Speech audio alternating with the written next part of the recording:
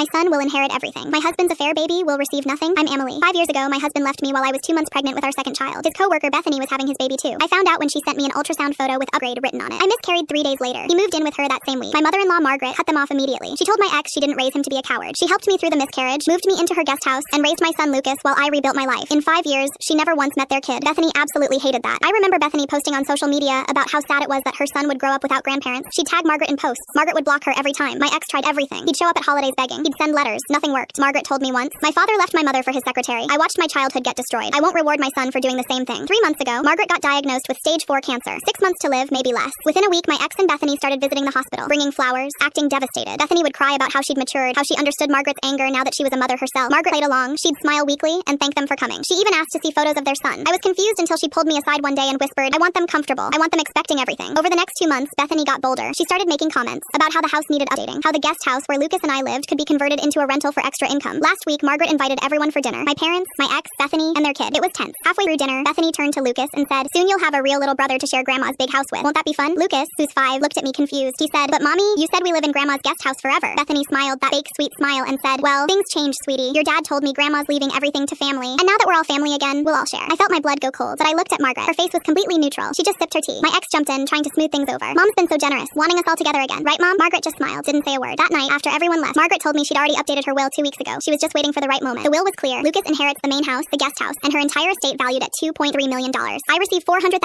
in a trust to maintain the properties until Lucas turns 18. Not a single cent to my ex. Margaret made sure the lawyer would call them exactly 1 week after her passing to read the will. She said, I want them to mourn appropriately, then get the shock of their lives. Yesterday morning, Margaret passed away peacefully with me and Lucas by her side. She held my hand and whispered, he'll know he was loved. That's all that matters. This morning, exactly 1 week later, the lawyer called them. I wasn't there, but my ex's best friend told me what happened. My ex answered on speakerphone with Bethany in the room. They were discussing which bedroom in the main house would be theirs. When the lawyer read the will, there was silence. Then my ex started screaming, saying his mother had been manipulated, that I'd poisoned her against him, that the will wasn't legal. Bethany apparently grabbed the phone and cried about how unfair it was, how her son deserved to know his grandmother's legacy, how they'd been taking care of Margaret for months. The lawyer's response was ice cold. Mrs. Margaret made this decision with sound mind, witnessed by 3 independent parties, and updated it 6 times over 2 years to ensure clarity. There will be no contest. This call is simply a courtesy. They hung up. An hour later, my ex showed up at the guest house, banging on the door. I didn't answer. He screamed through the door that I'd stolen his inheritance, that I'd manipulated a dying woman, that he'd see me in court. My father, who was visiting, opened the door and said one sentence. Your mother loved you enough to try one last time. You failed her again. My ex left. This afternoon, I got a text from Bethany. Just 4 words. You'll regret this. I blocked her number. Tonight, Lucas asked me why Daddy was so angry. I told him the truth, that Grandma loved him more than anything, that she made sure he'd always have a home, that some people can't understand that kind of love. He said, I miss Grandma. I said, me too, baby. Me too. I'm sitting in Margaret's house right now. Our house. Lucas is asleep in the room Margaret decorated for him with glow-in-the-dark stars. Her photos are on every wall. Her furniture exactly where she left it. Bethany wanted to take down pictures of my son when she moved in. Instead, tomorrow I'm adding more. Margaret got exactly what she wanted. Her grandson protected, her legacy intact, and her son finally understanding that actions have consequences.